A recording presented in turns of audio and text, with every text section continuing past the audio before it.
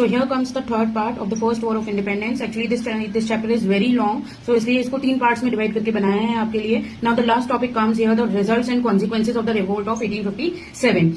This question comes in different types. कई बार they simply ask 3 or 4 consequences or results of the war. कई बार वो particular heading देकर आपसे पूछते हैं and you have to understand while reading the question that which part they have asked you. So topic wise I am explaining you कौन कौन सा topic कब कब आया है और कैसे आपको आंसर करना है. तो रिजल्ट्स एंड कॉन्सिक्वेंसेज में आपका सबसे पहला टॉपिक आता है end of companies rule and the changes made in the administration, यानी कि क्वींस प्रोक्लेमेशन के अकॉर्डिंग एडमिनिस्ट्रेशन में क्या क्या चेंजेस लाए गए थे. अगर एडमिनिस्ट्रेशन वर्ड वहां पर मेंशन्ड है तो only the points related to administration you have to mention in the answer there, और ये कई बार फ्रीक्वेंटली पूछा गया है. This is the most important topic here.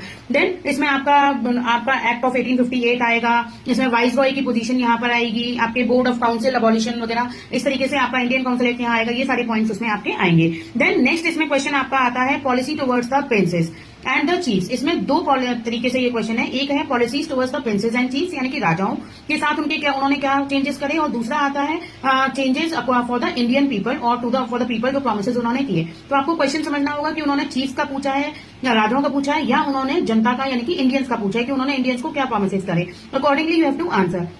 अब इसमें अगर हम promises made to princes and chiefs अगर बात करते हैं तो इसमें 2 टॉपिक, एक तो जनरल में आपको एक्सप्लेन किया हुआ है, इसमें 2 टॉपिक अलग से मेंशन किए गए हैं जिसमें पेशवाओं के साथ क्या हुआ एंड मुगल्स के साथ क्या हुआ. ये भी क्वेश्चन अलग अलग तरीके से आपको बोर्ड्स में पूछा गया है. तो इसको अलग अलग तरीके से करिएगा. 3 पैटर्न्स हैं. एक टोटल सिंपली आएगा policy towards princess and the chiefs है जिसमें आपको सब कुछ मेंशन करना है. एक हो सकता है खाली वो आपको पेशवास के बारे में पूछे, और एक थर्ड हो सकता है इसमें कि वो सिर्फ आपसे मुगल रूलर्स के साथ क्या हुआ अकॉर्डिंग टू क्वींस प्रोक्लेमेशन वो पूछ सकते हैं. तो अकॉर्डिंगली डिफरेंशिएट करिएगा क्वेश्चन को कैसे करना है. देन इसमें नेक्स्ट क्वेश्चन है promises made to the Indians. Indians का मतलब हो गया कि उन्होंने जो जनता थी उनसे क्या यहाँ पर प्रोमिसेस किए अकॉर्डिंग टू क्वींस प्रोक्लेमेशन. तो वो पार्ट आपका अलग से आता है. सो क्लियरली अंडरस्टैंड करिएगा क्या क्या पॉइंट्स हैं उसमें, आपको क्वेश्चन में क्या पूछा गया है. Accordingly we have to answer this question. Then इसमें नेक्स्ट हेडिंग आती है आपकी रीऑर्गेनाइजेशन ऑफ द आर्मी, यानी कि आर्मी में क्या चेंजेस करे गए, what all changes were done in the army according to the queen's proclamation. तो वो आपको इसमें मेंशन करना है. देन इसमें ये तो आपके मेजर टॉपिक्स हैं जो आते ही आते हैं, फ्रीक्वेंटली आस्क्ड क्वेश्चंस हैं.